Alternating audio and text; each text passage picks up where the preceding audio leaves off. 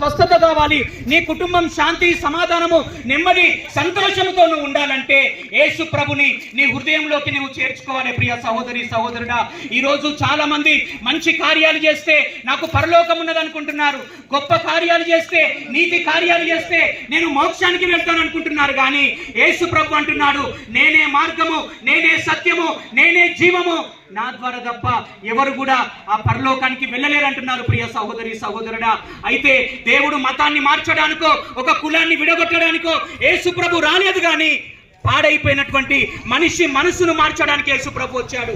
పాడైపోయినటువంటి మనిషి బ్రతుకును మార్చడానికి యేసు ప్రభు వచ్చాడు. ఒకవేళ నీ తలంపులు మారిపోతే, నీ బ్రతుకు మారిపోతే, నీ మనస్సు మారిపోతే నీకు లాభం. చాలా మంది కొత్త బట్టలు వేసుకుంటారు, కొత్త బట్టలు కొనుక్కుంటారు, కొత్త గృహాన్ని కట్టుకుంటారు, కార్లు కొనుక్కుంటారు, లేదా ఇంకా ఏదైనా ఈ లోకంలో మనకు సంతోషం ఇచ్చే ఇతరితర వాటిని కొనుక్కుంటాము. కానీ అవి కొనుక్కోవడం వల్ల నీకు సంతోషం ఉన్నా లేకున్నా నీ హృదయము, నీ మనస్సు మారితే నీకు లాభం. కాబట్టి ఈ రోజు యేసు ప్రభు నిన్ను పిలుస్తున్నాడు. పాపులను రక్షించడానికే యేసు ప్రభు ఈ లోకానికి వచ్చాడు. నీ పాపానికి ఏ హాస్పిటల్లో మందు ఉండదు. నీ పాపాలు క్షమించబడాలంటే ఎవరి దగ్గర మందు ఉండదు. కానీ యేసు ప్రభు మరి ఆయన అమూల్యమైన విలువైన రక్తంలో ఎవరైతే కడగబడతారో యేసు ప్రభు రక్తము ప్రతి పాపము నుండి నిన్ను పవిత్రుడిగా, మా హృదయం అంతా భారం ఉన్నదా, నీ కుటుంబం అంతా శాపం వెంటాడుతున్నదా, అయితే నువ్వెవరివైనా కావచ్చు, యేసు ప్రభు 2026 సంవత్సరాల క్రితము ఈ భూమి మీదకి వచ్చాడు. ఆయన ఒక మనిషిగా జీవించాడు, మనుషుల జీవితాన్ని బాగు చేశాడు. ఆయన ఇప్పటికీ బాగు చేయడానికి ఆయన సమర్థుడు. ఆ సిలువలో, ఆ ఘోరమైన సిలువలో ఆయన ఎందుకు మరణించాడంటే నీ స్థానం, నా స్థానము ఆయన తీసుకున్నాడు. ఆయన ఏ పాపం చేయలేదు, ఆయన పరిశుద్ధుడు.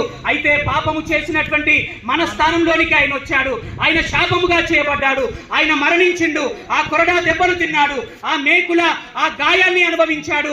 కారణం ఏంటంటే మనందరినీ పాపంలో నుంచి విడిపించి ఆ పరలోకానికి చేర్చాలని యేసు ప్రభు ఆశపడుతున్నాడు. ప్రియ సహోదరి సహోదరుడా, ఆయన నీ కొరకు నా కొరకు ఆ కల్వరి శిలువలో చనిపోయాడు. ఆయన పాతి పెట్టబడ్డాడు.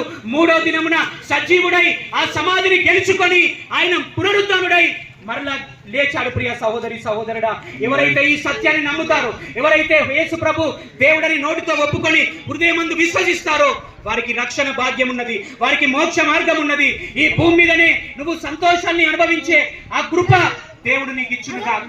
కాబట్టి ఈ గ్రామ అధికారులను, సర్పంచ్ గారిని, మరి ప్రజలందరినీ కూడా దేవుడు ఆశీర్వదించి దీవిస్తాడు.